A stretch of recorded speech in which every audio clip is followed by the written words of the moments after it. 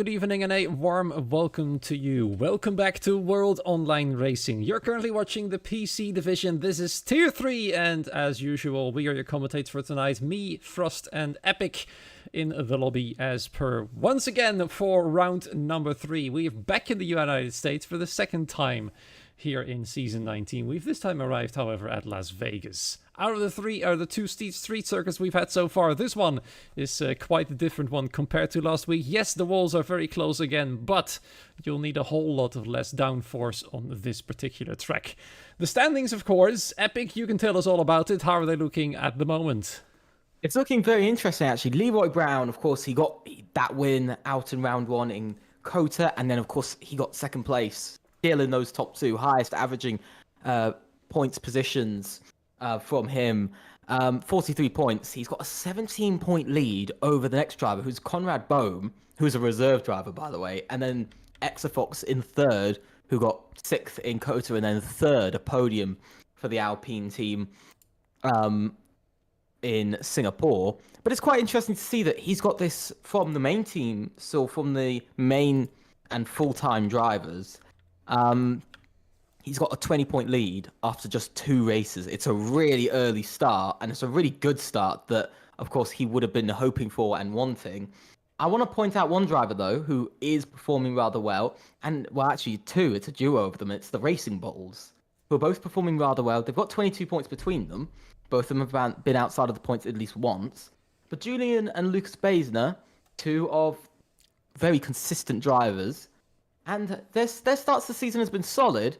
Not exactly what they would have wanted, but they just need a few more sort of better finishes, and I think we could be seeing a real push for maybe in the eyes of teamwork. I think those 2 have been very good this season, but still, I mean, the constructors' title for them would not be too unrealistic if they keep it up like this. You're absolutely right. Yeah, they are currently sitting in, 8th and 9th place, 12 and 10 points to Julian and Lucas respectively. The first one, Julian finished in the points in the first race, and then Lucas in the second one. And the other race, they both finished in P11 and 12. So, yeah, looking quite nice over there. We've got some drivers we haven't seen driving yet. So Maximilian Luckert is racing for the first time this season in his Red Bull at long last. So let's see where he's going to put himself in the mix of all of these cars. Also back in business is Antoine de Zalewski, aka French, after his race ban last week. However, I do know, if I saw that correctly, that he also still has to serve a qualifying ban. So I hope he's seen that himself. Yeah, it was for 2 different incidents, actually, Yep. by the way. That's why I believe, if I remember correctly, because I was able to see the inquiries. If I look at round 1, he received 20 penalty points after Singapore. He had the most out of anybody. Ultimately, it's quite heavy, of course, the sort of penalties that he got from the first race. But coming into this race, I think we could see maybe a comeback from him, but we've got to see better racing, because last race we saw much better racing from all the drivers. It has improved by a lot, yeah. Yeah, very much. I do agree, as we are actually about to get into qualifying. But it's not just that. It's, when you look at that, it's one thing. But French is also, he's got to be a lot faster than he was last time, because he struggled to stay inside that top 10. He was struggling to stay inside the top 12, let alone. And of course, the minute you're outside the sort of top 12 and you're a few seconds behind anybody in the top 10, you sort of know almost your race is over unless you have a safety car. Especially on this track, because DRS, slipstream, and battery ERS play a huge factor, especially on the very, very, very long back straight where it's just foot flat to the floor, and then just go as fast as you possibly can. And so it's important to stay with the car ahead, otherwise it's a bye-bye race, like you said, until a safety car is coming out, which I do not find unlikely on a track like this. We've seen it in the first race. No, the first race didn't have a safety car, I believe. The second race, however, did have one, but that was due to the weather. So that was quite interesting, wasn't it? That was really the only reason why we did have it in the last race. Yes. One thing that is going to be interesting to see, of course, Las Vegas, we know it rains in the game, we've seen it before, but of course there's a high chance that it won't, of course, because we don't want to be setting something quite unrealistic. But everybody is almost all coming out at the same time. They're very eager, aren't they? We've almost got a lap or two sort of grid at the moment that have all got out there. The first driver of them is actually Thomas Lang, who returns to tier 3 as he cuts the corner completely. But it's interesting to see they're all there. He is on an outlap though, so to be fair, I don't think he'll get really in any trouble. If he just braked a bit too late. But in this case, we've got so many drivers coming out. Of course, ghosting is on, so we will be having a lobby restart after qualifying as he knocks out the cone. What's he doing tonight? I think it's because the cone does get in the way, and it does sometimes slow you down. The game's a bit glitchy like that, but so it could be saving everybody else. But who knows? We knew it was going to be gone by the end of qualifying. Let's be honest. Most likely, yeah. Yeah. So this is going to be an interesting moment to see how he's going to do on his lap. Of course, we've got this little section of corners, which is rather interesting. These 3 corners, he's clambering over. But he's going to be setting the first lap of tonight's race. Here he goes, cruising to the last corner indeed, past the pit lane entry and then towards turn number 1. A combination of 4 corners then, coming up until the next straight, the first of 2 DRS zones coming up right here, past the pit exit, and then we're going to see how well he's going to do in sector 1, which is actually a relatively short one, only 5 corners in here. And then we're going to see what the first banker time potentially could be. Right behind him, one of the Haas cars of either Bogdan or Jensen Rausen right there. As he goes through turn 5, then back to the throttle again. This is the first sector, 25.804. Then one of the trickiest bits on the track, passing through turn 6, then all the way to turn 9. Make sure not to get too far off the curbs or off the track either way to prevent table from Thomas Lang so far. Much better already than his outlap where he both outbroke and destroyed the track. Onwards then to another difficult corner to get right. Turn number 12 right here. Ooh, a bit of a slide through there as he goes onto the exit. Full power then to the second longest straight on the calendar. DRS detection zone is at the point right over here. And then the DRS zone itself has been shortened a little bit this year, which is activated. We just saw it happen there at the white line below the bridge. Heading then towards turn 14, 15 and 16. Another tricky bit, so 3 tricky bits for the drivers to get right, but it looks very stable from Thomas Lang altogether. And looks like it might be quite a decent lap time to begin with. Let's see if he's satisfied with the lap time so far. Yes, he does not go into the pit lane. Round the final bend, across the line, 1 minute 30.2. Bogdan Moldovan about a tenth quicker. Daniel Gottschalk, though, the first driver to go into the 29ers. It's a 29.9 from the Williams. Many other drivers now starting to put in the lap times, with Alexi Cavero now going even faster than that. The next Mercedes across the line, Leroy Brown, our championship leader, currently 4th fastest with a 100th of a second slower than Mark Schluter. By the way, Conrad Bone as well going P2, just 700ths behind Alexi. This week is an Aston Martin. That's fascinating. Yeah, I think what's really interesting to see is, of course, these are the first runs, but we're seeing it. Louis Welch goes even faster. But as we saw last week, and as I also mentioned last week, some drivers are using more overtake in their lap, especially on their first runs, and I think we're seeing it again this week. Yeah. Because in tier 3, would you expect that there to be a sort of a 4/10 gap between first and 6th? No. So it's a very unrealistic gap that we don't usually see. But I think most of this is coming from maybe different ideas, different strategies drivers are going with. Of course, a lot of these drivers, they're so good, and they have their own engineers as well. So a lot of them will be told where to push, where to use a little bit extra, what the other drivers are doing around them. And so, of course, they want to be a bit fast. They want to be fastest of all. But of course, it's all about risk, it's all about reward, and in this case, drivers like Louis Welch, Alexi and Conrad have come away with the reward of being in the top 3. But, of course, it still is the thing of that might be the maximum they can push at the end of qualifying. They might not be able to improve, whereas others still have time to find. Yeah, I'm curious to see how that one's going to turn out. The slowest out of the lot at the moment is Joe Hoppa, the second Aston Martin, with a 1 minute 30.4, as nearly slides into the wall coming out of turn 14 right there on his in-lap. Quite dangerous. Let's hope that doesn't happen again. Otherwise his qualifying might be over indeed. Surprisingly, the team Consistent finds themselves at the bottom of the table at the moment. Neither of them having a lap time in. Both Julian and Lucas Beisner, 18th and 20th at the moment. Matex also without a lap time yet. I'm trying to find some surprises. I think Exafox is a surprising name in 13th only. I think he should be a bit higher up there. Ivan Santamaria appears to be struggling qualifying again as well. And Mark Schluter has found his rhythm, hasn't he? Yeah, you've got to look at that though. That 1/10 goes all the way up to 9th. For 13th to 9th, 4 places to find. Yeah, so to be honest, you see, even though it's a small amount of time, even though he's 13th, it is a 10th or 10th and a half stopping him from getting top 7.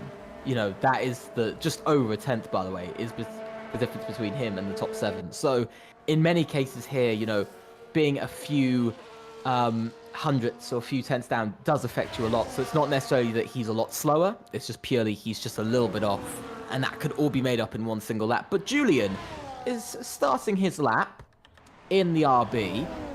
It's interesting to see that, of course, RB have both gone for a very different strategy from everybody else, as we could see. They're the only two that have either not set a lap on purpose. Matex, by the way, he invalidated his lap, which is the only difference. So yeah, Lucas as well. Lucas Blazer as well. So we're seeing a bit of a difference, aren't we, between them? Lucas Blazer still not coming out just yet. But it's interesting to see how, Julian's gone for a very different strategy here. He's gone later, but we saw this last week, didn't we? With about, I think, 5 or 6 drivers. They all decided to go later in the session and reduce their runs, I believe, down to 2. But they found themselves having more of a clear track, where, of course, they won't have dirty air. It's just more other drivers, ghosts, aren't around to sort of get in the way of their vision and sort of get in the way as all.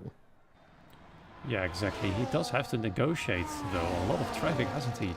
Look at that. There's some weaving cars ahead of him. I'm not sure if they've noticed that he's on a hot lap. Look at that. The Alpine is still weaving ahead of him, and neither of them really slowed down. They might be in a spot of trouble for that one, for not moving out of the way. Well, of course, they are ghosted. But still, it could be a distracting thing, and impeding is still worth a penalty, even with ghosting on. But let's see how much that has affected Julian's lap. He's on the way to the final corner right now. Well, soon he'll be across the line. His teammate is still sitting in the pit lane, and across the line Julian does go 30.0. So all in all, looks like it hasn't hampered him too much. And he slots himself in between a very narrow line of lap times right there, because look at that, from P5, as you said, from to P14 is almost exactly 0.2 of a second. So that is very, very close racing there indeed.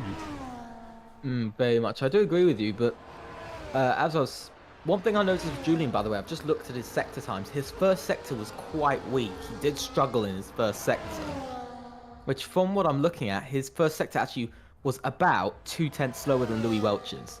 So there is definitely some time in that lap there, where of course at the start of the lap he did seem to lose some time. Turn 1, by the way, he looked like he went slightly wide and a little bit deep into the corner. So maybe a small mistake from him, maybe costing him half a tenth, but still it's half a tenth. He would have been P5 instead, but it's still early on in qualifying. It's his first run, and so we've got to give him some time. But we've got a lot of drives on laps, and we've got a lot of people who want to get racing as soon as possible. Yeah, I'm watching Leroy Brown, our championship leader right now. He's got 2 sectors finished. He was about a 10.5 up in sector 2, which might bring him to the 1 minute 29s. But is it going to be enough to go for provisional pole? In fact, he goes in, and instead Alexi Cavero goes fastest overall, which is very interesting indeed. Next to cross the line is one of these sours. That is Thomas Lang, currently sitting in 15th only. But a big jump for him as he goes on the exact same time as Julian has. We see Mark Schluter improving to P number 3. Sorry, that was actually Ivan Santamaria going across the line. Mark Schluter is still sitting in 3rd. Might have just finished his hot lap. Tom 97. Look at that. He even goes faster than Leroy Brown in his second attempt. Another 1 minute 29 for him. He's now named Tin Tornado. Just noticed. He's going up to P5, a fast lap time from him as well. Switching our attention then to Konrad Bohm. It's well over 2.5 tenths up through the middle sector. Let's see if he can then try and claim provisional pole. There's Exafox with a much more representative lap time, P5, and Konrad Bohm. Look at that, well over 2 tenths clear from Alexi Cavero. He is really bringing the challenge to Leroy Brown, and Leroy appears to be struggling here in Las Vegas. Very much. When I looked at his middle sector, he was up by 2 tenths, and he's already out for another run, by the way. He's in a hurry, isn't it? He feels the pressure, I think. I think, of course, as we know, as we've actually all seen in the previous few seasons, I'm looking at this, through the results, the third race has always been a tough one for qualifying for our drivers, for the driver leading the championship, by the way. Interesting. Now this is partly from memory, but I'm also looking sort of slightly at this because I've got some notes on this. And it's essentially, they haven't done it. They've not reached the top, I believe, 5, or it's top 6. So it's a bit of a difficult one. So Leroy Brown kind of going against a little bit of a curse here as he drops outside of the top 10 now. It's Bogdan Moldovan, I believe that was, who improved. Yeah, he improved. Yeah. And so for Leroy Brown, he might be fighting a curse, but he has got a chance here, and this is an important race for him to extend his championship. Because but he has to fight 0.6 of a second. Yeah. If he does, the thing is, if he can extend his championship this race, I think to some degree you could say it's going to be very difficult to beat Leroy Brown. Well, this is interesting because we had a chat before the stream went live, and well, you said there that you think Leroy Brown's got the championship in his bag. Maybe we've jinxed him already. Maybe a little bit too early. Maybe should have waited till like the final race or something. But no, I think you've still got to give it to him. He's got this 20-point lead over the closest driver behind, the closest full-time driver behind him, which is massive. Yes. And 17 points to the closest driver, which is an incredible sort of lead that he's got.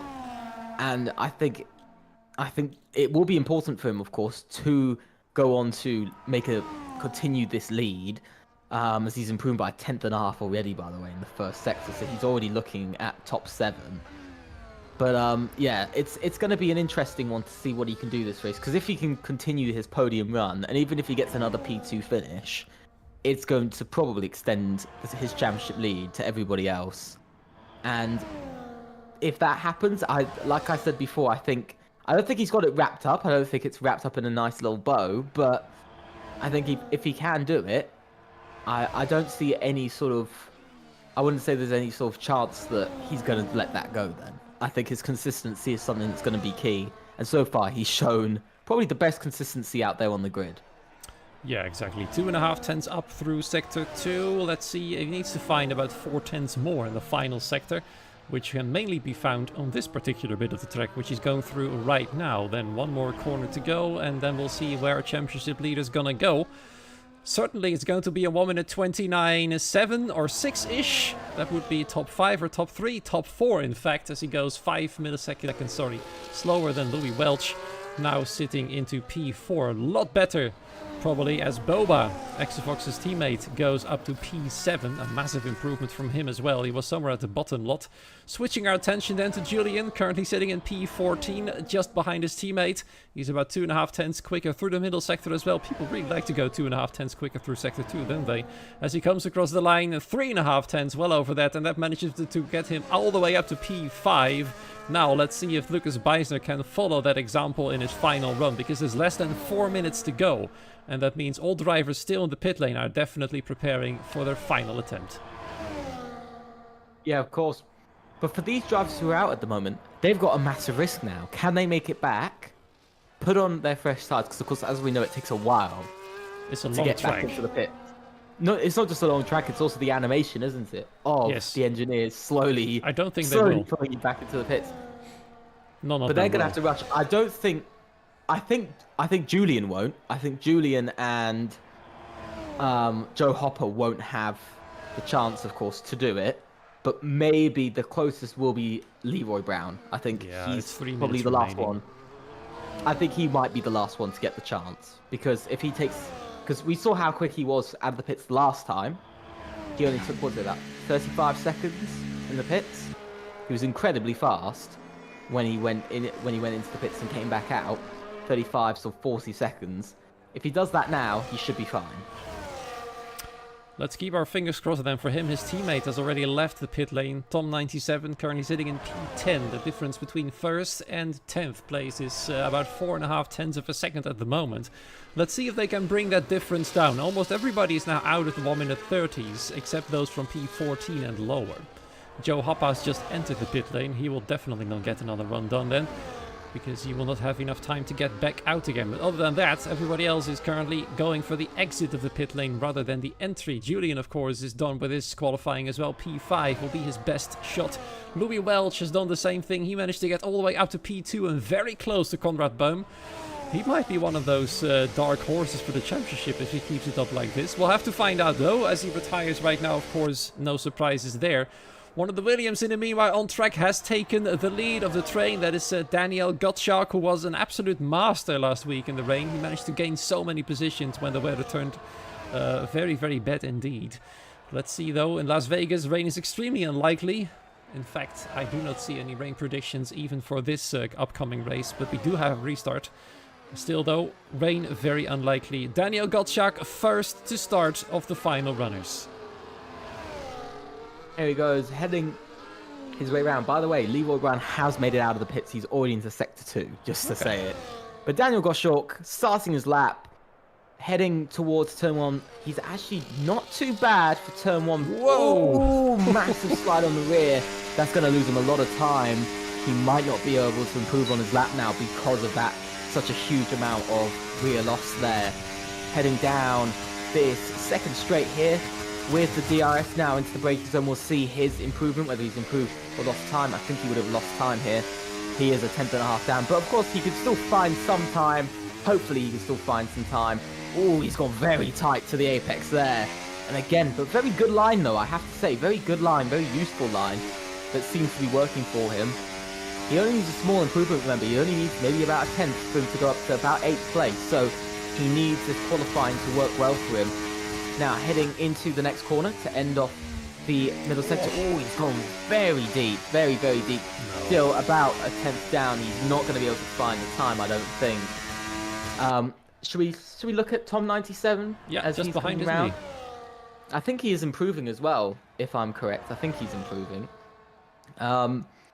But of course, we've got to see. I didn't see the sector time tally, the sector 2 time from him. Everybody else on track. Leroy Brown did make it to the flag, by the way. He did just make it.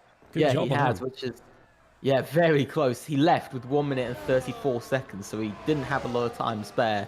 But coming up to line next, see Daniel Gottschalk can't improve. Let's see what Tom 97 can do when he crosses the line. He does improve. He goes P3. Incredibly strong from himself.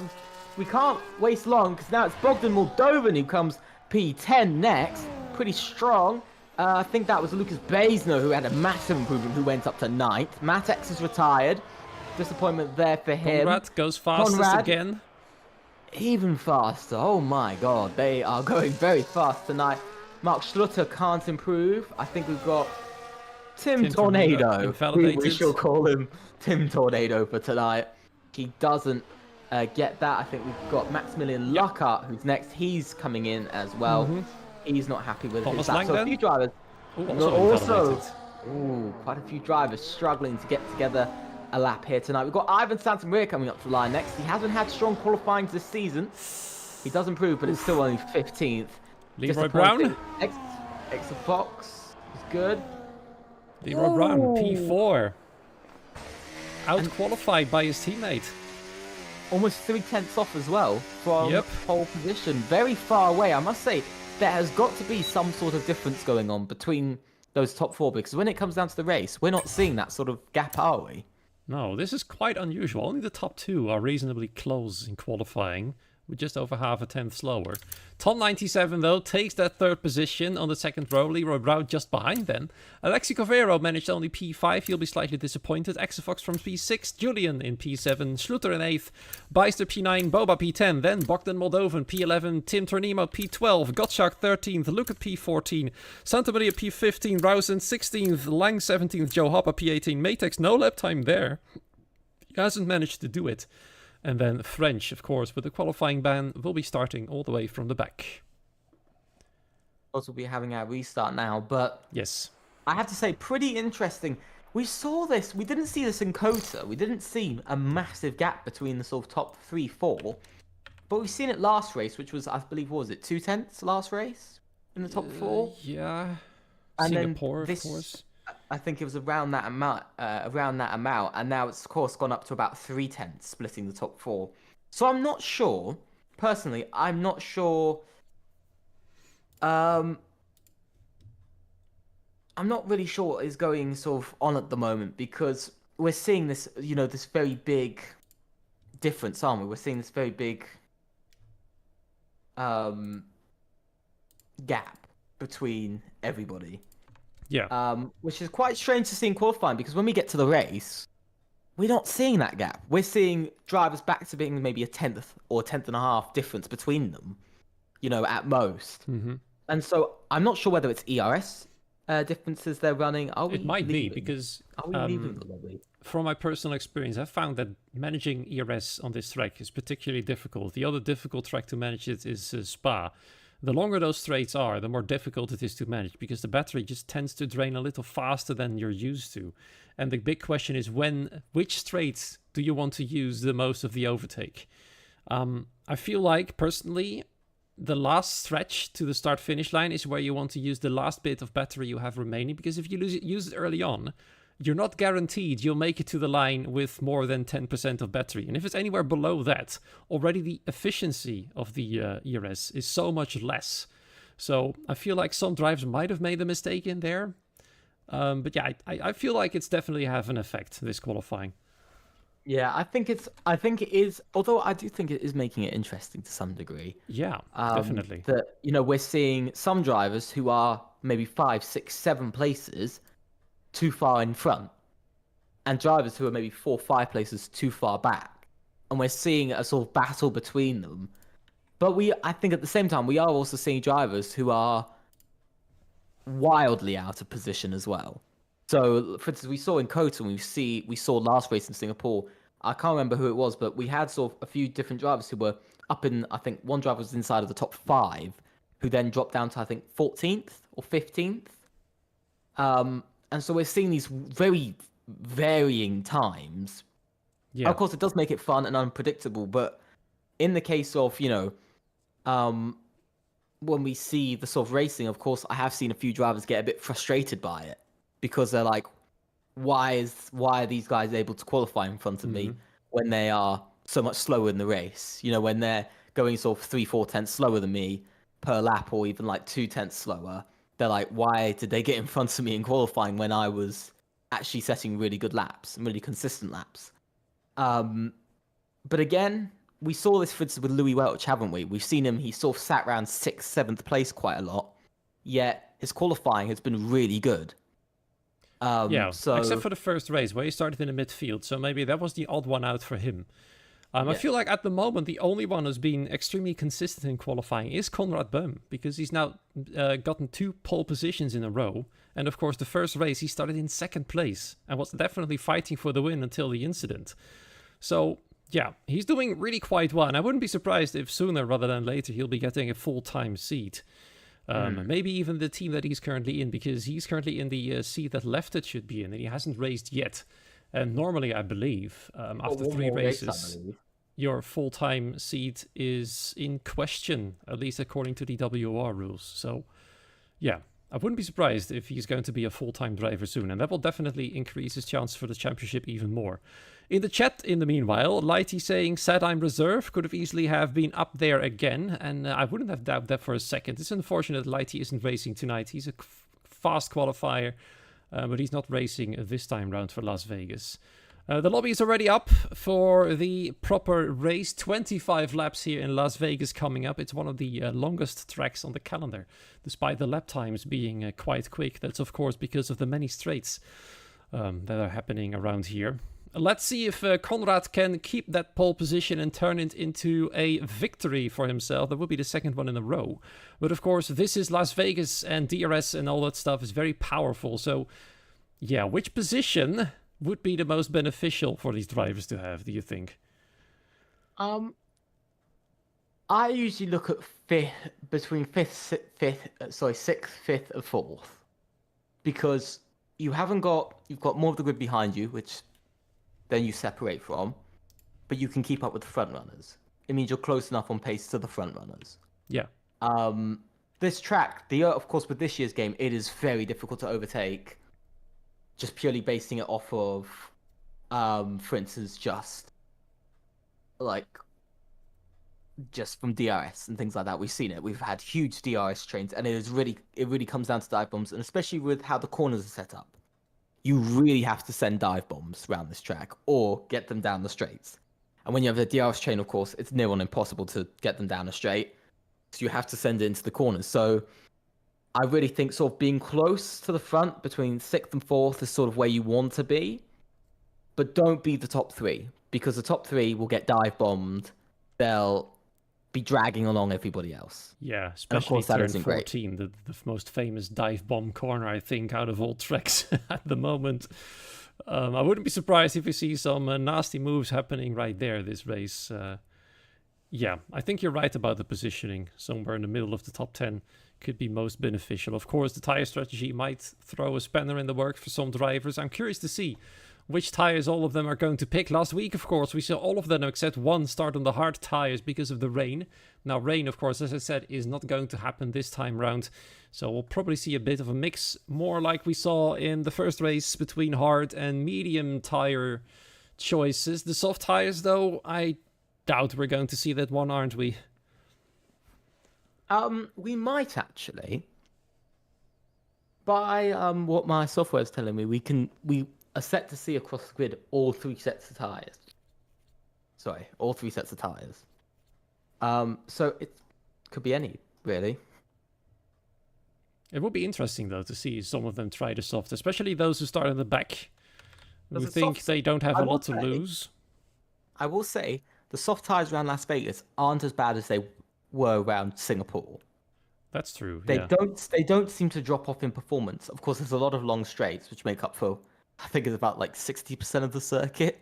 Yeah, there's a lot of fast corners either, which really do normally affect tire wear.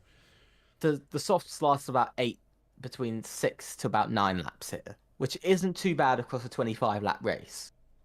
You know, you can safely go from that to maybe mediums or hards. But usually you go soft to hard or hard to soft. So you would have to go with the hardest tires to then the softest. So, you know, you have to go with one of those. Mediums do it, but you'd have to stretch the soft tire stint out, which isn't too fun. So I think it will be a mix.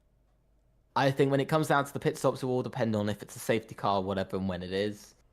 But overall, I think looking strategy-wise, I think we'll be seeing sort of pit stops around between lap 9 to about lap 14, depending on tyres, because the hards, by my account, can only last about 15 to 16 laps around this track. They really don't last long. That's not long, no. And that's the longest lasting tyre than the hards, 15 to 16 laps, not even half the race. So that raises a question then, at least from me. A two-stopper? No. I don't think ever it would be, unless it's a safety car. I think that's realistically, I think you'll agree with me here. That's probably the only time we'll have a two-stopper. That's fair enough, yeah. Because with this year's game, and with most of the year's games, we haven't needed it. You don't need it. But of course, the risk with running a two-stop is having that extra pit stop, but having fresher tires. But in the end, I think we're going to be having a single stop. Yeah. I also just got a bit confused because I was thinking of 50 laps, not 25. So that explains quite a bit. Yeah. So 25 laps, but realistically, I mean, I have seen people do 11 stop races in the last few weeks. So don't ask me how, but they did. So it's an interesting track, nonetheless in my memory. But yeah. I think this track is going to be important for a lot of drivers because this is going to be the race where we really see the pace of everybody. Because the first 2 races, you know, it's people getting used to each other. It's drivers getting back into the flow of things. Yeah, but this is not really one of those. This track is a little bit of an odd one out, isn't it? Not the average type of racetrack with all these straights. Some would call it an upside down pig, but I think we've all seen that on the track layout. But it's one of those tracks where it's for me to start off the calendar like this. It's quite an odd track, like you said. It sticks out a bit like a sore thumb. And I think, as we know, this isn't particularly a popular track with drivers. or No. really anybody. I think next week in Great Britain, that is where we will truly see everybody's pace, because that's a track that so many drivers have driven so many, many, many times. That is the moment we'll properly see who is going to be at the front and who's going to be in the middle and at the back and stuff. I think the lobby is about to get underway. Yes, it is. The grid has been set with Konrad Bohm starting from pole position. There alongside him will be Louis Welch, and then both Mercedes on the second row with Tom 97 starting from third and Leroy Brown, our championship leader, from fourth position. That might be a more ideal position than being in first place, where our hunter for the championship title currently is. Exofox, of course, is a bit lower than he would have liked. Somewhere, I believe it was P6 is where he qualified. Of course, another good position to get going from with the DRS and all that stuff. So all in all, there's still plenty to play for all of these drivers, and maybe we'll see somebody new trying to get themselves in the mix for the title of season number 19. We're a few moments away from getting to the track when the drivers will start and select their setup. The tires, of course, are going to be an interesting choice to see. Let's see whether or not the drivers are going to dare and pick the soft tires. Other than that, it might be a mix between mediums and hards. And yes, it will be a one-stop race unless a safety car is going to shift things around. Yeah, I think that's really the only time that, we're going to see some sort of, in a way, lots of changes across the entire grid. But I want to say something about turn 1 and the first few corners, the whole of sector 1 really. Lap 1 is going to be interesting, like we saw in real life yesterday morning. If you were in the UK or Europe, we saw quite interesting lap 1, didn't we? A lot of things happened, but drivers still struggled to get past each other, and I think we could see that also here tonight, where sort of the first sector is quite difficult to make an overtake on. You really have to get a good run on somebody. Yeah. And with how this game is, I don't think we might not even see any overtakes in sector 1. Depends, really. I mean, the game might not allow it, but the drivers, some of them are just getting feisty and they just want to go for whatever is possible. So, yeah. Not impossible, I think, but it will be a difficult one indeed. The biggest overtakes will be coming once DRS gets enabled, but then it's mostly overtakes to stay with each other, giving one another a tow, working together to stay with the top. Those crazy dives and the big racing we'll probably see towards the end of the race, around lap 23 and upwards. Yeah, I think we'll see the action really come in later in the race as drivers, of course, they are very smart at this level. Can I just say, in the chat, Lighty says, I think there will be rain, and then Antic saying, yeah, there's like one window of rain in the middle of the race. So we might have just jinxed that one as well. I cannot see it yet on the telemetry because it still needs to be updated, and it will only update when the race properly starts. But that would be interesting. Rain in Las Vegas. That could also throw things upside down, couldn't it? Hang on, did we have rain in Kota? Oh, there we go. It's on the way. This is the unusual grid of Las Vegas where people are starting in a corner, and we're already on their way. They're really in a hurry. Konrad Bohm from pole position. Louis Welch having a great start as well. He's going to go on the inside, and he's going to make that overtake potentially for the lead of the race. And you know what? He actually does make the lead work for himself. Leroy Brown trying to get past his teammate Tom 97, I think, is just letting him past. He knows Leroy's fighting Konrad for the championship, and already they are once again together on track. There comes Julian, guy trying to get past Tom 97 as well. Same goes for the Red Bull of Alexi Cavero. All of them into turn 5. Too wide everywhere. Look at them all trying to get as many positions as possible. Boba is moving up the field. Exafox is dropping down it, especially Mark Schluter is having an awful start as he already is out of the top 10. Boba making up another position. Tom 97 from third, already down to P6, actually P7. And there comes the RB of Lucas Beiser trying to get past him as well, the inside and the outside of whatever corner comes up next as they head to turn 12, sorry. Another big left-hander right here, and now they're starting to settle down a little bit. Of course, the pole has already been destroyed at turn 12. We just saw it rolling over the track with Louis Welch leading the race, Konrad Bohm chasing him down, and Leroy Brown, the championship leader, already challenging his rival for second place. They're going side by side. Konrad has got the slipstream advantage, gets back in front somehow, and just manages to stay in second place. Tom 97 about to lose another position, or is he? Because he's fighting hard there with many drivers. And Konrad Bohm is at an accident. Konrad Bohm is suddenly down in P10 and ghosting. What's going on there? Was there contact? I did not see. Everybody was everywhere. It was mid-corner. Yeah. The camera didn't change. Sadly, the camera didn't change, but he's now down and out of the points, and he is dropping through even further, by the way. He's dropping back even more, as he's now going to drop behind almost Bogdan Moldovan, as he is going to drop behind Bogdan Moldovan now. That's another position loss. I'm not sure what's happened there. Trying to figure out what I think he knocked into the wall. He might have. He doesn't have damage, but he might have knocked into the wall and might have lost him some speed. Oh, there is damage for somebody though. Yep. It's Maximilian. Oh man, he's out. In the wall and out. And that is a safety car. That is quicker than I thought. Yeah, and for the one race he does turn up to. The rain. Halfway point of the race. Yeah. We will have rain. Yeah. It's incredible. It's raining in Las Vegas. That, I do want to say a bit of news. I do want to say something. Tom 97 had a really poor start. He was almost, for a moment, down to P10, by the way.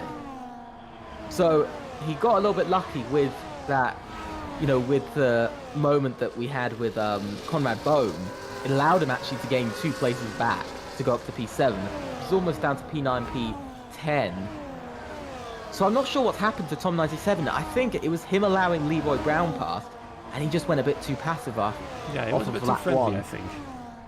Yeah, I think, you know, we saw how Leroy Brown pounced on him immediately, and Tom 97 didn't really fight it, but I think then all of these other drivers, especially Julian and Lucas Baisner and Boba, and also Alexei, all saw that sort of moment and took it when they could. It's just sad for Maximilian, because this was his first race in Tier 3 this season, and he's out already. He's also one of the 2 drivers who started on the medium tires, and that is fascinating. I think most of these drivers have picked the hards because of the upcoming rain. But with his safety car, Boba, who's now the only driver remaining on the mediums, might just stretch that tire long enough to keep it alive until the rain hits, and he might have the benefit from that. In fact, it looks like more drivers have decided that the mediums are faster. In fact, another fact there is that Ivan Santamaria has picked the soft tires, interestingly, because he thinks the rain is much closer than everybody else thinks about it. So that is really interesting to see. Already different choices, different thoughts and opinions about the rain, which is, well, there's like 1, 2, 3, 4, 5, 6, 7 icons on the telemetry, and icon number 4 and 5 are the rainy ones. So that is definitely the halfway point of the race. So around 12, 13 then, I guess. There's some conversation in the chat, PC Tier 3 chat. Maximilian said that he got slightly sort of touched by Tom, and then Mark drove into him. I suspect he's talking about Mark Schlutter specifically, the only Mark we have on the grid. So I don't know who I'm thinking of. But yeah. So it looks like it might have not been Maximilian Luckup's fault there. He might have been hit into the rear and pushed into the wall. So it looks like it could have been another driver to cause it. It might have been a racing incident, because it was very chaotic, very close together, all of them. Many guys going side by side. It was difficult to look where to go or where to expect drivers and where not to, because, you know, they were everywhere pretty much, and many drivers fell victim to that. Let's have a quick look at the position changes so far. Boba, unsurprisingly, has made up 5 positions already on his mediums, but Daniel Gottschalk on the hards has also made up 5 positions. He's once again showing his brilliance. And the rain is coming up, which probably means he's going to shine once again. He'll probably be really happy with the circumstances. And of course, the biggest loser from the start is Conrad Bohm, down in P12. Yeah, I think with that, again, I think it was a bit of sort of racing incident there. I think he just had a bit of a moment, and then he was racing, I think, side by side with somebody as well. So I think he's had a little bit of a moment there. But of course, it's cost him a lot, and we were saying about how the battle between him and Leroy Brown was incredibly important, because we saw Reserve attacking a full-time driver for the title, and now it's kind of faded away slightly. And is it just me, or has this kind of gone into Leroy Brown's hands again? It has. He's had incredible pace off of the start. He got past Tom by turn 2, which is very quick, and then of course Conrad Bohm making that mistake has now allowed him up to P2, and so it's a bit of a story for Conrad, isn't it? He's very quick if he doesn't have an incident. That's currently what's happening with him at the moment. Just sad. Ivan Santamaria, by the way, switched back to fresh hard tires, interestingly. Looks like he just picked those softs to get 1 lap out of the way and get the freshest tires out of them all. until the rain hits. And there he is at the back of the grid, only lost 2 places. Now with the freshest tires of the field, he then probably thinks the rain is still a little bit further away.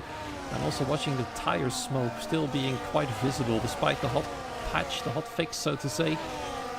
Safety car then, I'd say, will come in by the end of this lap. Joe Hoppa is leaving a little bit of a gap to French, who nearly accidentally overtook Thomas Lang right there. They're going really slow in the back of the field. A bit of confusion going on. In fact, Thomas is ghosted at the moment. Let's hope those things will be fixed ASAP. Safety car, though, not coming in yet. Sector 3 has already been hit. So it's unlikely that it's coming in this lap then after all, which is surprising.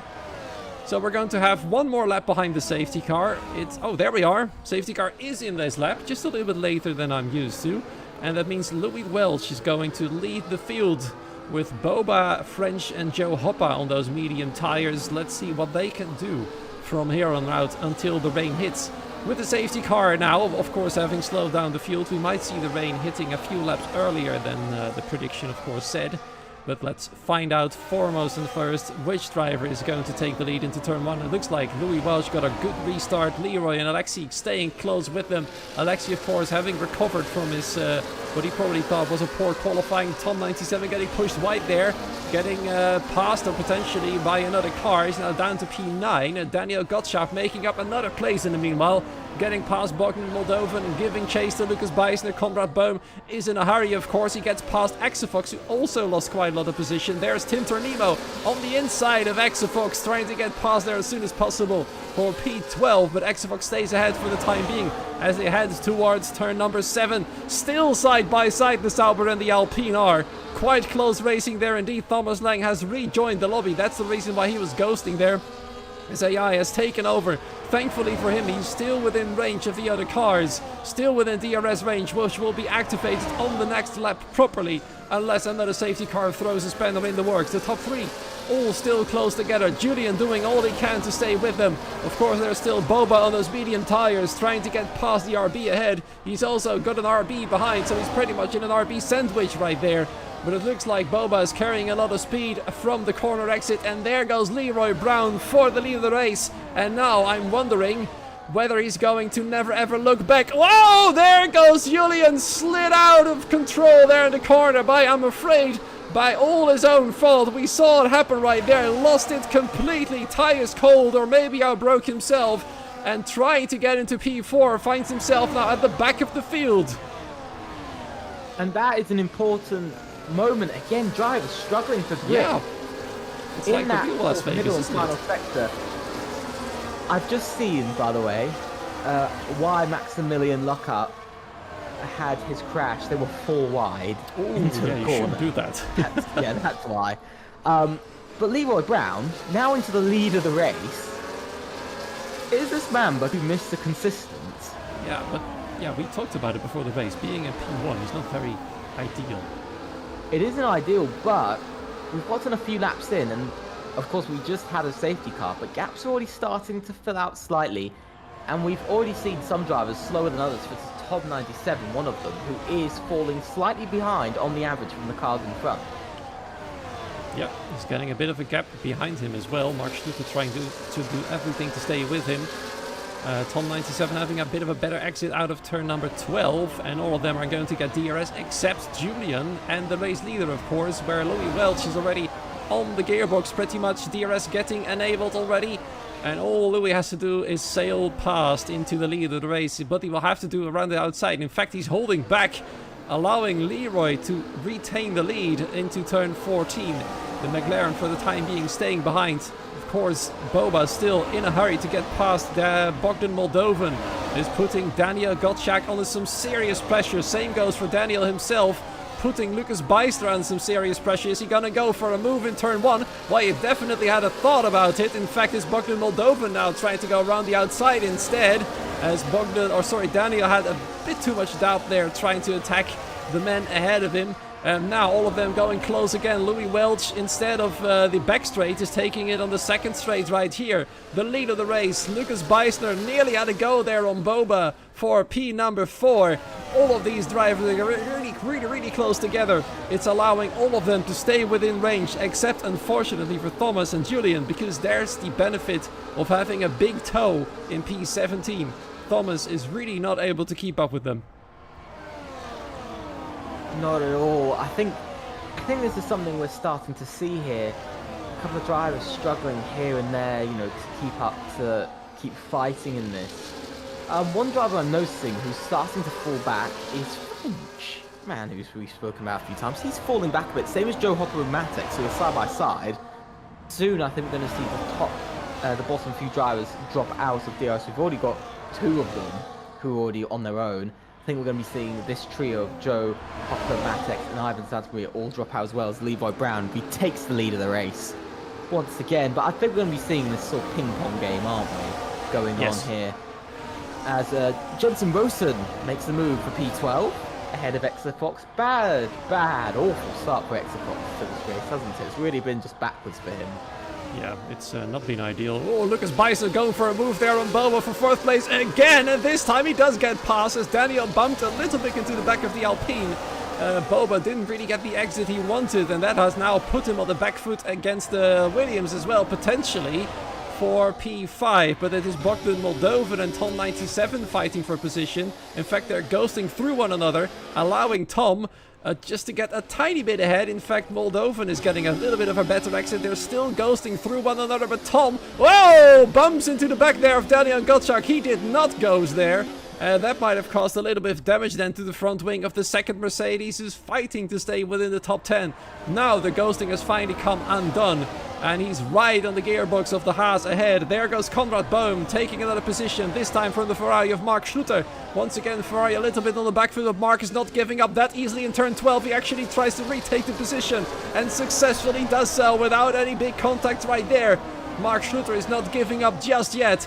The man who's chasing down the championship leader now under pressure from Tim Tornimo and about to fall out of the top 10 again, as ahead of all of them Alexi Covero is gonna go for 2nd place side by side with Louis Welch, but Louis got the inside line and no car ahead, meaning he retains 2nd place for the time being. And once again Boba still trying to chase down the top 4 as Lucas Beisner is now about to find the podium in front of him. This is a big charge from Lucas Beisner, I must say. But Tom 97, by the way, went defensive, and he's dropping back slightly. He is struggling a bit. I'm not sure why he's struggling so much, because he's just been going backwards, hasn't he? Yeah, he has. He's very much been just going backwards through the grid. I think he's found his happy spot a bit more now. P8, P9, P10 roughly. Rain. There it is. Lap 9 out of 25. Rain is starting. And those who started on the mediums will think, yes, I've made the right choice. Those who started on the hards will think, oh well, it is what it is. Let's see how long the track remains dry until we have to put on the intermediates. Because as opposed to Singapore's, Tom 97 is going on the offensive now. He's really starting to get into his stride, overtaking Bogdan Moldovan for P7 and now giving chase to the Williams ahead. Do keep in mind that the rain is going to stop, as opposed to in Singapore, where it held on for a long time and became quite a lot worse as the race progressed. This time though, if the rain... Whoa! Tom 97 struggling hard getting out of the corner. Already the grip is starting to fall away for some of these drivers especially. That means it's going to be a big struggle until they slap on the intermediate tires. I wonder, Epic, if any of these drivers have raced the intermediate conditions on this track. I don't think a lot of them would have. No. To be honest, but... Look at that, Louis Welch! Struggling! Contact everywhere. Oh my goodness, it's getting slippery so fast right now. There's Boba and Lucas Beisner side by side, and all of them are hurrying into the pit lane. Leroy Brown being the first of all of them to quickly get rid of those hard tires. Schluter and several others have decided to continue, French being one of them. Joe Hoppa as well. Ivan Santamaria has decided to stay up. Both Ferraris think it's still dry enough, and at the moment they're not that wrong because DRS is still enabled, but I don't think we're that far away from Intus anymore, and I think all of those who came in have made the right call. There it is. Yeah, I do agree. DRS disabled, but this is bad for instance, Daniel Gottschalk, because he stayed out. and they're sliding everywhere, and they're so slow. And Leroy Brown, remember, it is a rather short pit lane. It is a very short pit lane here in Las Vegas. You know, there's not a lot of waiting around, is there? Though it is literally the minimum you can have. And now Leroy Brown is going to catch him. We're going to see how much he's catching. Look at that, a second in a single corner. Conrad, Conrad again. Oh, he's waiting. Why is he taking on fresh hards? He's in the wall. I think there might have been a glitch for him. I don't think he wanted to go to the hard tires, nor did Thomas Lang want to go to the mediums, I'm sure. But by the way, Leroy Brown now has caught by about 4 seconds this lap now. Yeah. This is the difference between the two tires. And he is just closing in more and more. He'll close by the end of the lap. Surely. Yeah, Joe Hoppa especially struggling so incredibly hard. He had a lot of trouble getting onto the power out of turn 12. Both Aston Martins are in so much trouble. And it is really bad news for the championship that Conrad Bohm has received a glitch. Mark Schluter getting a 3-second time penalty. Ivan Santamaria still has got his 10-second time penalty. In fact, both Ferraris are still out. Both of them have to come in, and Ivan is going to have an eternity of waiting happening for him right now. He'll be stone dead last, even with Bohm's accident right now, I'm afraid. With 3 seconds extra for Mark Schluter's pit stop, 10 seconds for himself, and then a little bit of a wait for the pit crew to switch tires from his own to the other. That is a serious problem for him. Leroy Brown back in the lead of the race. Louis Welch giving chase. He's actually managed to get the gap closer to well under 1.5 seconds, back down to within a second. Conrad and Thomas are having a party at the back of the field, barely hanging on to themselves. I don't think they're going to continue this race if it stays like this. Conrad has to replace his front wing as well. It's an absolute nightmare for the man who we thought was going to challenge Leroy Brown for the lead. Yeah, I have to say, one driver who's having even more of a nightmare. Oh, he retires! Retires. I expected that when he was 30 seconds behind. Yeah. But one driver who is having a nightmare is Tom 97, who's found himself near on 2 seconds behind 7th. He's really having a nightmare now. We saw that last week as well, didn't we? Tom 97 struggling initially with the rain, but then found his groove and got better again. Daniel Gottschalk, the rain master in Singapore, stayed out a lap too long and now finds himself in P10 instead of P6 and well within the fight for the lead. But now he's going to have to show those rain master skills again. He's got his teammate ahead, Matex, who started in 19th. He's now in P9, so we've got an opposite of what we saw from last week for the Williams team. This time it's Matex on the rise. It's an interesting one we're seeing, aren't we? We're having a sort of driver, an excellent drive from one driver every single time, every single race, aren't we? We're having one driver who really has an incredible race. But Matex has quite a while to go before we could say that he's had the best drive out of anybody. True, he's got a little while to go. But Alexei, by the way, we're getting almost 3 wide, actually almost into the wall from Lucas Baisner. Into the turn 1 goes Alexei down the inside. Can he get the drive though? He will get the drive. Really struggling for grip from Lucas Baisner now through turn 2. Long turn 2 it is. They're still going side by side. They're still battling this. Even coming towards the final corner of the sector 1. Into turn 3 they go. Heavy on the brakes. Lucas Baisner. Oh, he got a little bit close to Louis Welch there. I don't think Louis would have been too pleased if the RB plowed into the side of him. But well, look, I said he just hang on to P3, but he's struggling hard. He's literally hanging on by a thread because that RB is not very happy in these conditions. I wonder whether some drivers have decided to pick up a setup in between dry and wet conditions and are now reaping the rewards, because if they have, Lucas Baisner certainly hasn't. He's struggling big time, but still is managing to keep up, especially of course on the fast straights. But through the corners, his car just understeers so heavily. He nearly slams into the wall every single time. We saw it happen, but Alexei tried to pass him out of turn 17 on the previous lap. Nearly he collided by himself into the wall right there. So struggling for some drivers, as Daniel Gottschalk has actually found his groove now. The Rainmaster showing his strength as he gets past his teammate up into P9, but he's got a 1.5 second gap to go until he reaches Tom 97, who in his turn is pretty much in no man's land, 2.2 seconds behind the top 7, which is currently being led by Leroy Brown and being tailed by Bogdan Moldovan. I'm looking at one driver. I'm looking at one driver specifically, and it's the man of Boba. very patient he's been today, isn't it? It's rather odd to see from him. Yeah, I think he's happy with his strategy choice on the mediums. I mean, he made up a lot of positions thanks to that choice. And now he can hang on to it because there's no DRS. And everybody else around him is struggling as hard as he is, so overtaking is difficult. But Alexi Cavero is going to have another go at Lucas Beiser in turn 5. But Lucas, he is quite good at braking late because he once again outbrakes the Red Bull and still stays ahead without touching Louis Welch. So he's keeping it really clean, Mr. Consistent out there. He didn't get a podium last season. He really fought hard for it. So who knows what can happen in this race here for him. It really is. I think we're seeing a few drivers coming out really strong here, and I think it's quite similar. But one driver who is kind of almost on his own slightly is Leroy Brown. He's slightly on his own again, isn't he? He's just driving his own race. He's very much done that all day today. And we're seeing he's starting to get out a bit of a lead now. You know, he's starting to increase that lead bit by bit, comes down every so often. But he isn't even pushing that much with DRS, by the way. He's not pushing heavily with it. So it's interesting to see him versus Louis Welch. Louis Welch using a lot more ERS.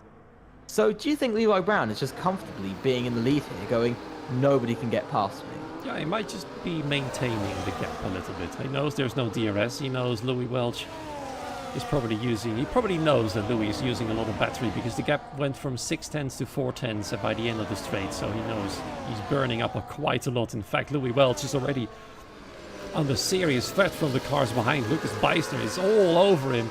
And in fact, Alexi is still all over Lucas Beisner as well. Looks like in the first few corners, Alexi is stronger, but the rest of the track is Lucas Beisner land, so to say, because there he is once again. Alexi Cavero attacking at the exact same location he did last lap. But now we're going to find out who's going to break the latest now. In fact, it is Alexi Cavero finally getting past, but they're tangling wheels and nearly colliding badly with one another there, but Lucas Beisner is not giving up yet. Can he outbrake him once again? They're making contact. A little bit of damage potentially to the side pod, to the floor perhaps. They're still side by side somehow, but Alexi Cavero finally appears to have the edge, or has he? Because Lucas Beisner is there once again, trying to get the edge on the Red Bull. But this time Alexi Cavero has finally done it, and they're still within 1 second of the car ahead somehow, despite the fighting going on all over the place. Boba is sitting back, waiting patiently for the move, but they've kept it somewhat clean. And this time Alexi in third for now, because Lucas Beisner has gotten a better run out of turn 12. Same goes for Boba. Both of the cars are getting past the Red Bull. Alexi's move to P3 has cost him dearly, as he's now in P5, chasing down Lucas Beisner, who's tried to get back into the podium, but instead we find Boba in third place. This is interesting. I told you Boba was having a quiet race, racing for himself, and he's showing it here that he's waited till the right moment, and he's made it work. He's smart. That's smart driving. Very much. I'm looking to one driver who's sort of, I don't know really what to say about him, who's kind of found himself sort of on his own, and that's Jensen Rosen. Very much on his own in this race, along with Julian. Those two sort of both sitting too far away from each other to make any moves, but just kind of keeping the gap the same. They're very much on their own, aren't they? I'm not sure, to some degree, as a sort of, when you think of it as a sort of driver, to some degree they'll be hoping for another safety car or something, but of course they're almost driving for nothing because they're not going to be scoring points at the moment. You know, there's a very low chance they'll score points, and you know, they're just driving around for near or no reason. Yeah, Ivan Santamaria is so far behind at the moment. He'll be praying for a safety car. At the moment, though, everybody has kept it out of the wall. We still see them understeering heavily through several corners. In the meanwhile, Daniel Gottschalk has nearly caught the top 7 with Tom 97 in tow. They've been fighting hard for a few laps by now. And look at them drifting through those corners. Man, it's quite incredible how they all managed to keep it out of the wall in these incredibly difficult circumstances. As Daniel Gottschalk has now made a group of 7 bigger to a group of 9. Alexi Cavero once again. These two can't leave each other alone, can't they? He's getting ahead of Lucas Beisner, but Lucas Beisner just comes back at him going into turn 14. Is it just me? Well, I was about to say, is Alexi Cavero making the wrong choice of when to overtake, but it looks like he's finally got it done for real. Whoa, or has he? As Lucas pushed him through those corners right there. But at long last, he's managed to create a little bit of distance between himself and the RB behind, hasn't he? Yeah, this is the sort of important moment, isn't it? You know, this is what we Never always mind. like to see. There he goes. It's just mental. Nobody knows what they're doing. They're all racing for anything. I think it's an interesting moment, isn't it? We're seeing some racing. Alexi and Lucas Basin are still going for it. Same as Bogdan Moldovan and Tim Tamino, who are both also going for it. And this is something that I do like slightly about this year's game, is that we do see a lot more side-by-side action than we did on last year's game. I think that is something that is quite fun. As you see, battling still going on. Ooh, Tim Tamino has to cut the corner. He's going to have to let past the heart again. He doesn't. He keeps fighting it, and he's still going to keep fighting it. Maybe he let him ahead by like a millimeter, and then the game thought it was good enough.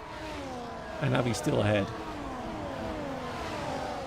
Because, you know, the game tells you to give up the position, but as soon as the other driver is ahead by literally a millimeter, the game finds it all good. And that's probably what happened to Tim Tornado, or Tim Tornado, whatever you like to call him. Daniel Gottschalk now, by the way, is lining up Bogdan Moldovan for another move. The Rain Master nearly finds himself back in the position he was before he made the wrong choice to stay out for an extra lap. There he goes, up into 7th place. Bogdan's got no answer.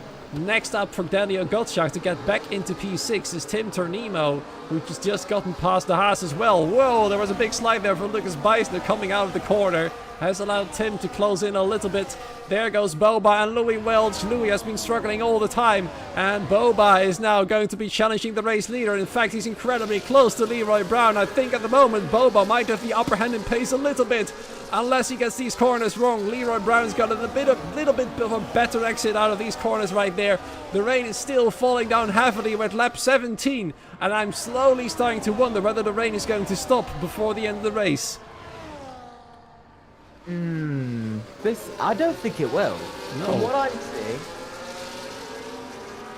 From what I'm seeing, it's it doesn't look like it's going to be. My all the information I'm getting from my software is saying that it will end on lap 24. Ooh. It's saying it will end on lap 24, which is rather late, and I don't think they'll change tyres just for one single lap unless you want to risk it. But of course, if it was full wet, I think we might see drivers changing just to risk it. But I think on these intermediates they can run in dry conditions to a decent degree actually. So I don't think we will. Yeah, especially on this track, of course, where there's not a lot of fast corners. The Inters will just stay alive long enough. Unless, of course, there's a safety car, which might extend the race a little bit more already. We've already seen it happen at the start of the race. Lap number 2 is where the first safety car came out due to Maximilian crashing out of the race after a little bit of a bump from a car behind. According to him, that was Mark Schluter. We thought of things about it if it gets reported, that is. I was talking about Matex having a rise, but he's struggling hard. Louis Welch also starting to struggle more and more. Alexi Covera now they're getting past. He has to go defensive against Lucas Beiser. In fact, he decides to go on the offensive straight away immediately, trying to get back at Alexi Covera. Now they're going 3 wide to turns 2, 3, and 4.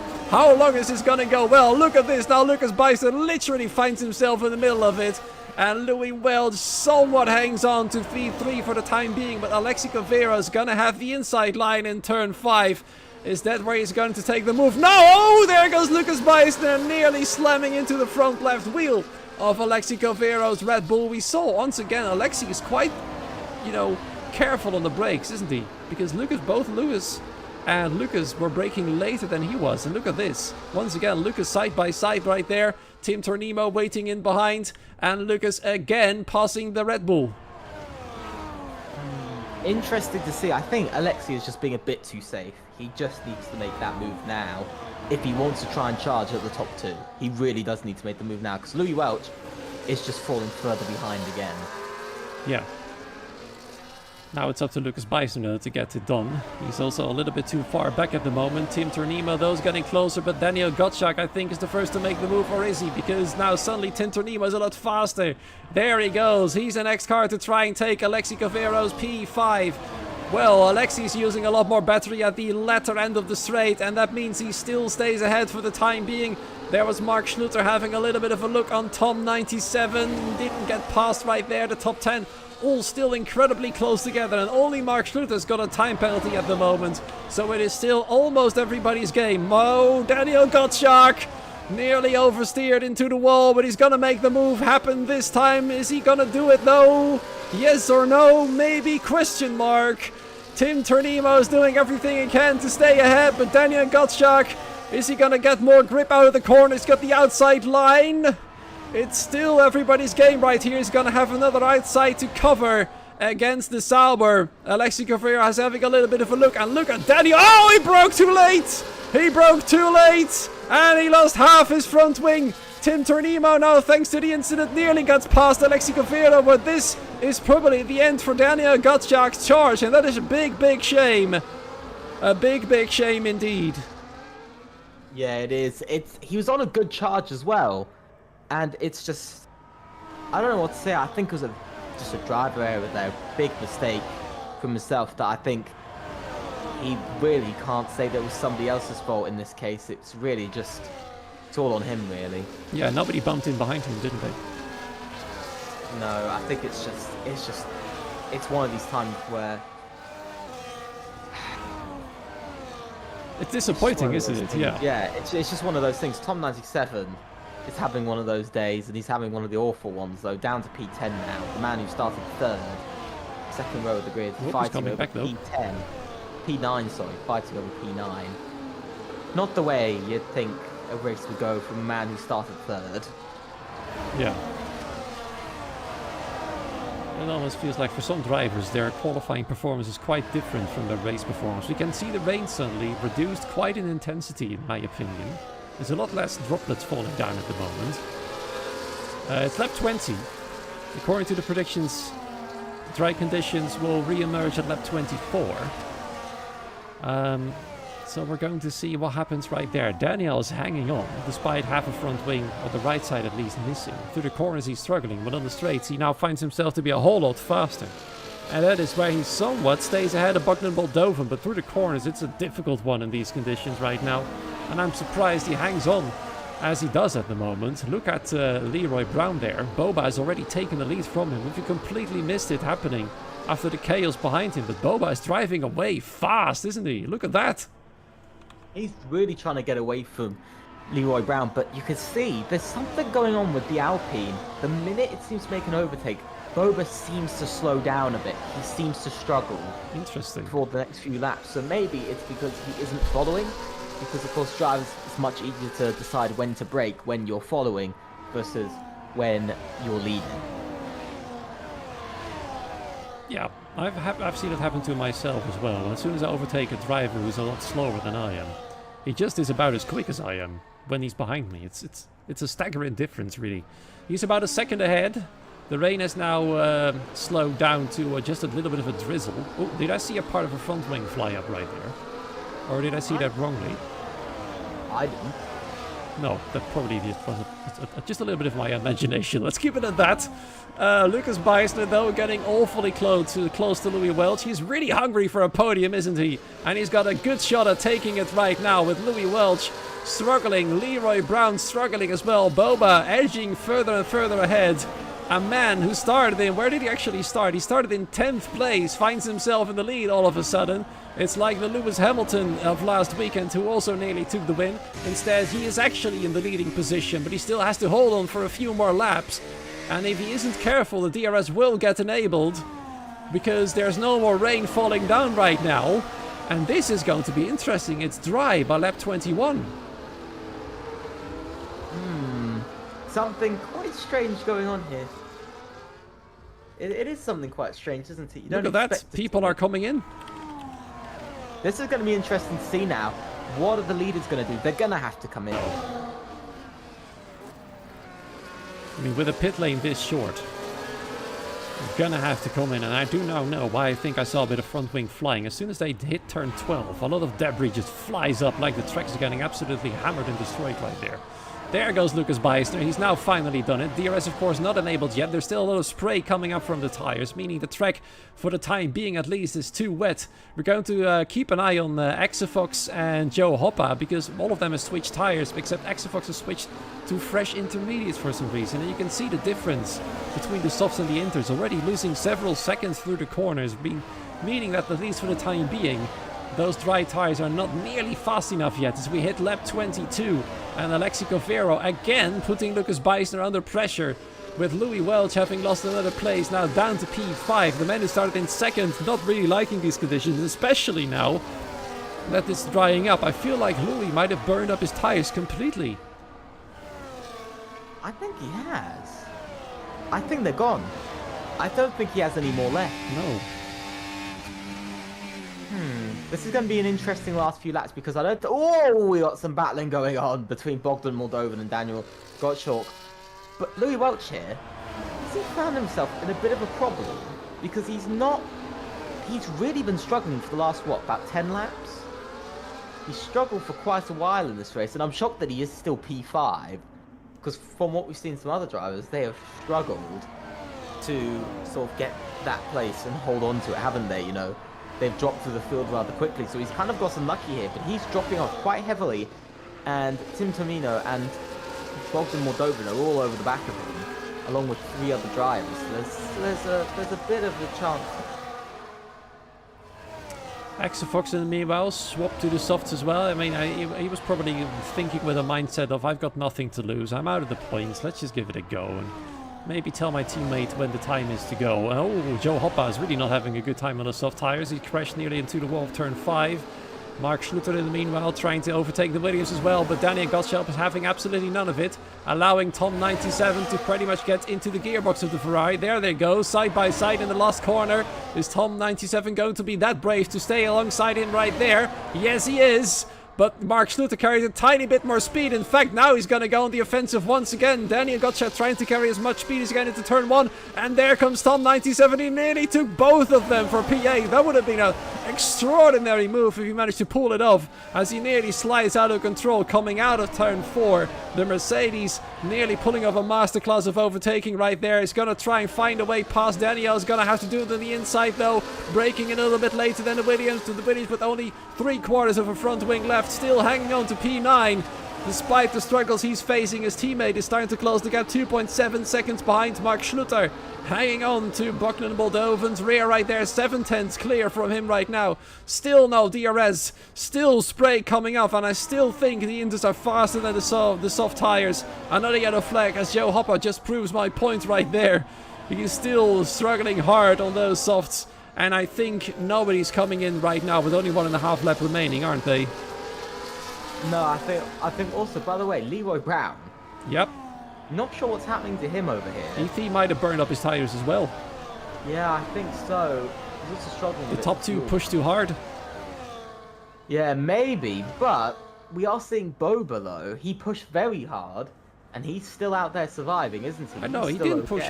Remember, he was playing the patience game. He just waited until he could strike and then just cruised around. So I think he's got that tire life that he needed. Alexi Covero is, by the way, P2. Sorry?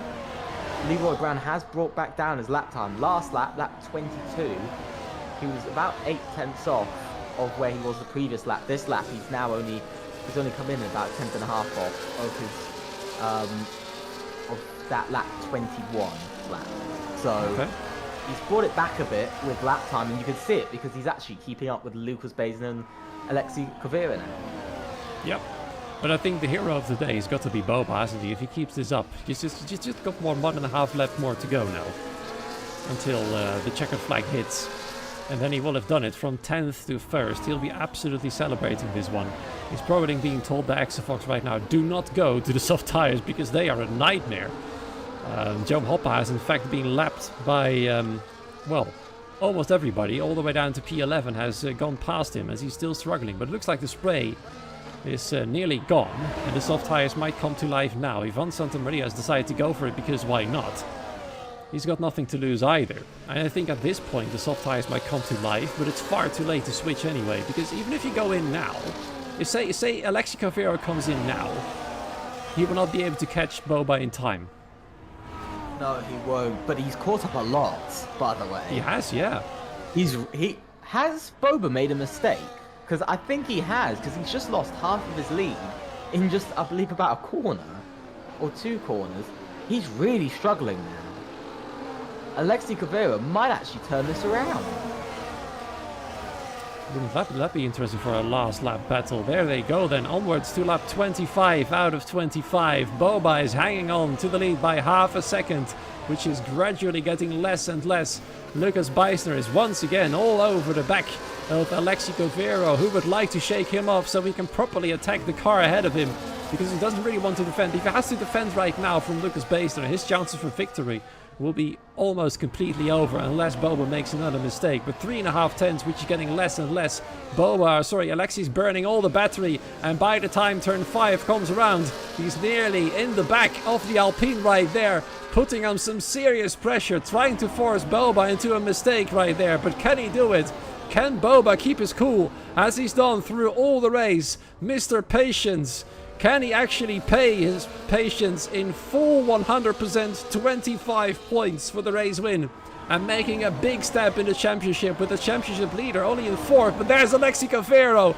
He's showing the pace right now, trying to get past Boba, but he might have done it a little bit too early because Lucas Beister was all of a sudden right there as well. We find ourselves with 5 cars within 3 tenths of one another for the victory onto the back straight. Who's going to get the biggest toe? There comes Alexi Cavero. Boba will have no answer, but there's no DRS because that means Boba can now slot in back behind him to get himself a toe again. Lucas Beisner on the gearbox. There's Leroy Brown as well. Who's going to come out best in turn 14? It is Alexi Cavero, but Lucas Beisner is not giving up for 2nd place yet.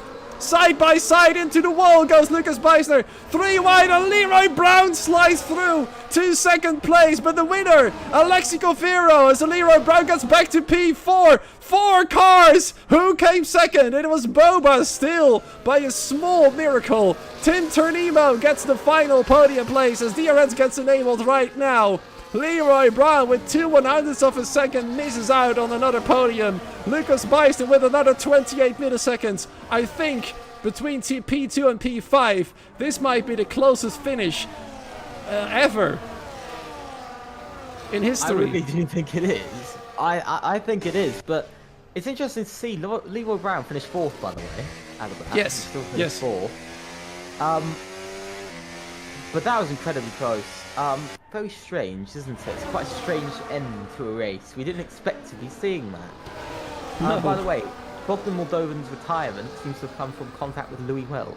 Ooh, so that's painful. Louis Welch, really, he's not proving himself, shall we say, race-worthy so far. He's really struggled, not only to keep himself out of incidents, he's had at least 1 incident every race. Yeah, I can see part of his front wing is missing there. And also, he has also struggled when it has come down to race pace, hasn't he? He hasn't been above, what was it, 6th or 5th? He's really struggled to break into that top 5. Yeah, I mean, he was in such a brilliant position at the start. P2 on the front row. Incredible qualifying, but of course there were more drivers who were qualifying brilliantly and just didn't have it in the race. Louis Welch, Tom 97. Just 2 examples of those drivers who struggled hard, lost many positions. And the results here, we've got an all-Finnish top 3, interestingly, with Alexi Cavero being the best of the 3. Boba then nearly managed to do it from 10th to 1st, but 10th to 2nd. He did pull off a Lewis Hamilton in the end then. Tim Turnimo barely hanging on to P3 with a crazy scrap at the final few corners for that position. Leroy Brown then, he's not on the podium for the first time this season, finishing P4 with 2/100ths of a second to spare. Then Lucas Beisner again missing out on a podium place. He'll be bitterly disappointed, but it's still good points for him. Another great result for the team there. Tom 97, despite everything, manages to finish in P6.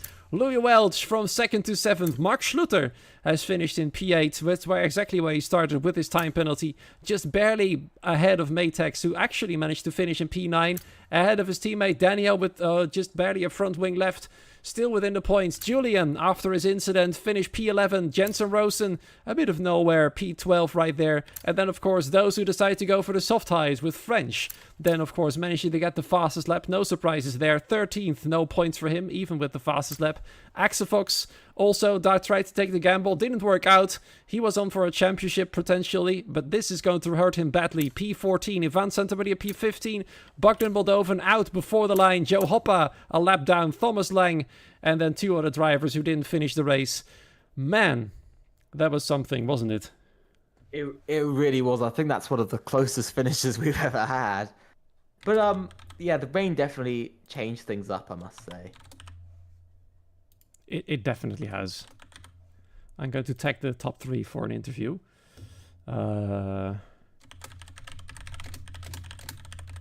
Which also reminds me to change the screen to the beautiful interview screen. Let's see if any of the top 3 is up for commentary. Yeah, we'll see. I know that possibly Alexi won't, because Tim is. I've seen him before. He doesn't always like to do interviews. We're gonna drag Tim in then. Tim Tonimo. Man, those final few corners and the fact that you all finished so close together at the end of the race, that must have been really scary, wasn't it? Oh yeah, it was. I thought it was gonna end up in a crash last corner there. This race was an interesting one, wasn't it? Because it started dry, then it was raining, and it was supposed to be dry again a little bit earlier, but then the safety car came out. I mean, I'm wondering, what was your approach in terms of strategy for this race? I didn't think the rain was gonna come out. I think it was just gonna maybe rain a little bit, but still just be dries. And then the rain started getting heavy, so we just decided to box, and it paid off. I got 6 undercuts moves by doing that, so not really any strategy beforehand, just kind of went on the flow. Yeah, you're here right now on the podium. Did you actually expect to finish here?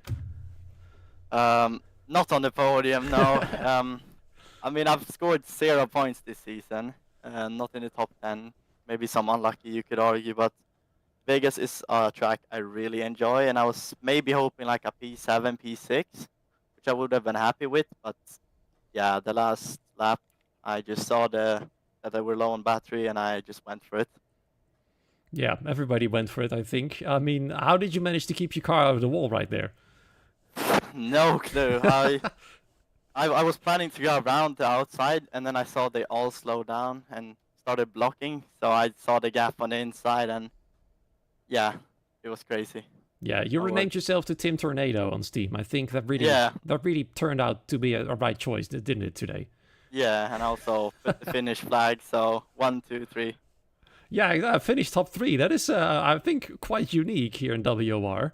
Epic, anything you'd like to ask to Tim? Does it feel like your season sort of had a bit of a turnaround, from no points to now, of course, getting a massive podium in a very close race? Yeah, it definitely has turned around. I was kind of scared of a demotation maybe, but hopefully I'll keep this form up. There's some good tracks coming, and it definitely has gave me a big confidence boost now. Yeah, I mean, all I can say is well done to you. I mean, incredible race, incredible result, and enjoy your podium tonight. Yeah, I will. Cheers. Right, I think we're gonna have to hear then from this is the lead Finn, so to say, the man of all 3 Finns who came out best and finished first. Sorry for the terrible pun, by the way. Alexi Cavero, race winner of the night, started 5th, finished first.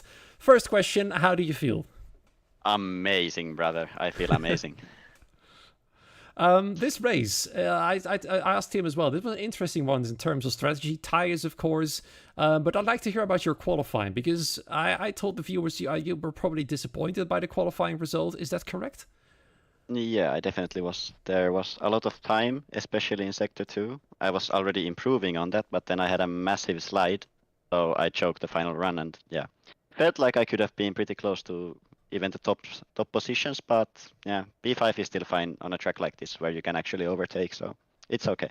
Yeah, and overtaking you did. Then the race came, rain fell, a safety car came out, it became dry at the end. Which moment do you think was the key to your victory here? I'm not really sure. I think the timing of overtaking, I think it was Louis Welsh and someone else. Like when I went behind Böba, I think that was pretty key, the timing of that, because even if there was a scenario where DRS gets enabled, I still would have DRS from the guy ahead. So yeah, I think that was pretty crucial. And then of course getting the slipstream and being able to recharge the battery for the final lap as well. Just chilling behind the guy in P1 was, yeah, that was very, very crucial for the race. Yeah, we also thought you were careful on the brakes at times because you were fighting hard with Lucas Bison, for example, and he broke some a little bit later than you quite often. Was this an actual choice for you to be a little bit more careful on the brakes during the race?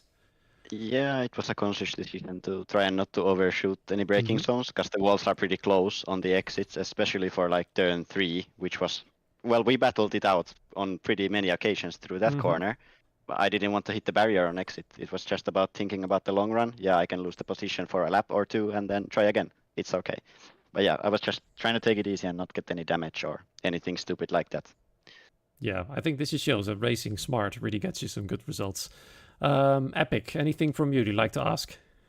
Was the rain sort of a surprising factor in the race? Did you feel like it was going to change anything up? And were you sort of surprised that it did change sort of your pace and your position so sort of wildly from how you were doing in the dry? I mean, I wasn't necessarily surprised about it affecting it. I'm usually pretty strong in the wet, at least in other leagues and previously in WR as well. So I took it as a positive when I saw that we are going to have rain forecast on the grid. And yeah, plan was to just stick with the others till that point, because then the rain would play to my advantage. And yeah, just made the most of it, I guess. Yeah, and then on the final few corners, of course, the chaos happened, and you left it all behind, didn't you? Yeah. It could have been even a pretty close fight till the line, because I had basically no battery on the exit of the final chicane, so it was pretty lucky for me that they crashed behind me, so that was very nice. Well, there you go. Winner, a finished top 3, by the way, so you must be really proud tonight. Yes, sir. I'm very proud to be finished today. Well done to you, and congratulations on your victory. Thank you so much. All right. Boa unfortunately couldn't make it to the interview box, but at least we've managed to hear from 2 out of the 3 podium finishers. And, well, what can I say, Epic? That was a brilliant race, wasn't it? It really was one of the best that I've ever seen. It's just there was just so many things happening. The weather, of course, a surprising rainstorm coming into Las Vegas. They'll probably be dancing out there collecting water because it barely rains in there. So yeah, it was quite extraordinary to see how the drivers cope with the situation. Of course, the dry tires, well, they probably would have been effective in the final lap, but not good enough to switch to them in lap 25 on the last lap. Yeah, brilliant. Let's see what's coming up next. We've got 3 more races until the break, our Christmas break that is coming up. We've got Great Britain next week. Then we go, that's actually your home country. Then a week later, we go to my home country, just across the sea in the Netherlands, Zandvoort, which is actually at the sea itself. And then finishing 2024 off in style at Hungary, which is more often than not in real life being the track where we go for the summer break.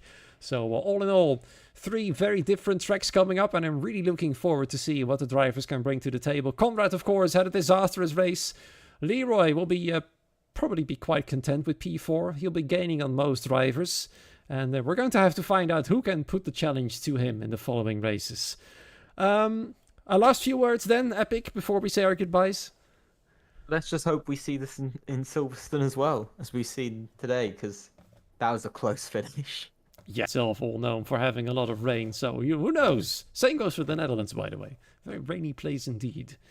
Yeah, thank you so much for watching once again. It's been a brilliant race. Make sure to leave a like, subscribe to the channel, and make sure to follow us all over the place to stay up to date on all the things happening WOR and PC, Xbox, PlayStation, whichever you prefer. Any sort of divisions you'd like to see, we provide them. So then, as I said, next week, Great Britain. Have a great morning, afternoon, evening, wherever you are. Until next week, same place, same time. Until then, goodbye.